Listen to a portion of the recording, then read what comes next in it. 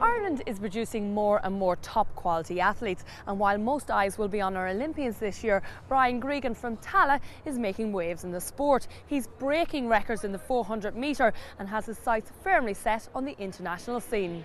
Well, Brian is a very special athlete.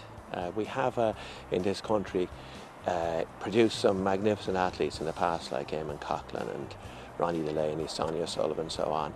And Brian Gregan could be up with those if he wants to. He's 6'3", he's 87 kilogram, and he's huge power. About 3 years ago, he came out here as to try the hurdles, 400 metre hurdler he came out as, and we soon saw that he was actually far better over the sprints, and he started working then on 400 and 200, and the summer after that he broke the Irish schools record, a record which has stood since 1981. In the Leinster final, it took Brian just one race to break the Irish record, and in doing so smashed the qualifying times for the World Juniors in what were very bad conditions. I asked Brian how that day went. Yeah, it was just horrible conditions, so windy. My race was delayed by about 20 minutes, so kind of the nerves settled in a little bit then. But then when I got onto the track, then it was just fine, just all went well for me. The wind did kill me a bit in the last 100, but no, happy with my race. What did you feel when they told you your time at the end? Just relief more than anything to get time for World Juniors, and then I broke the Leinster record as well, so really happy. But you've had a good year so far with records. I know you've been out with injuries, but you know there's a lot of promise there. Yeah, definitely. Yeah, I'm hoping to get the Irish junior record as well. It's a lot faster, but I'll give it a go. And then of course you've got the seniors as well. Yes, definitely. Give that my best shot as well. Why did you choose 400 metres? I don't know, it just seemed to suit me. It's always that way. It's never extremely fast, but I'm working on it, and 400 just seems the best for me. So. What about the likes of Gillick and all out there? Oh well, Gillick, you know, very difficult race against him, but it's brilliant to have him in our country. Would he have been one of your inspirations? Definitely. John, Brian has been unfortunate with injuries over the last year and a half, hasn't he? He certainly has. He's been out for approximately 18 months, and he's tried various different things, and he came to me kind of as a last resort, and we had a look at him probably about 8-9 months ago, and we found that he had some serious trigger point activity in his adductor region, which we eliminated in a few sessions and got him back running. So how is it looking for him now? It looks really well for Brian. We keep on top of all of his injuries, any sort of niggles he gets. I mean, we treat it really that day or the next day, every time. We just stay on top of everything for him. Of course, Brian's family are very proud of him, but like all parents, a huge commitment is needed, and sometimes they can be more nervous than the athlete. Do you go to watch him at all?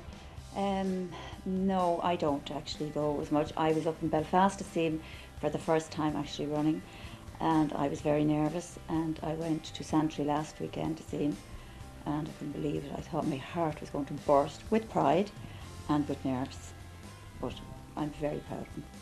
Where does he get it from? Well, I'm not a runner. I did a little bit, but my father back in the late 20s was a very good runner, and he was also a 400 and 800 runner. So I'd say that's where he gets it from. Dad drops him, brings him here, there and everywhere, and I do most of the cooking because he has kind of a good diet where you see plenty of fruit and veg. The diets are specialised. He has to have meat, fish, chicken, and not only that, but the way it's cooked.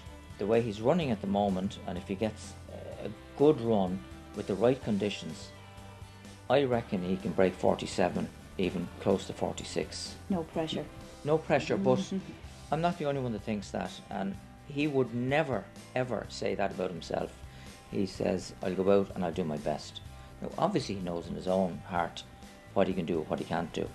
But any of his coaches, physio, other people that are there are saying, you know, this guy is going to get faster and faster. When you're lining up there about to race, what is going through your head? Oh, everything. You just have to try and focus, you know. It's everything's going through your head, but when you start racing, it's just that you and that lane and the other competitors, it's all you can think about. And just push on from there. Now, this is your Leaving Cert year, so it is very important on the academic side of things as well. How hard has it been to juggle the both?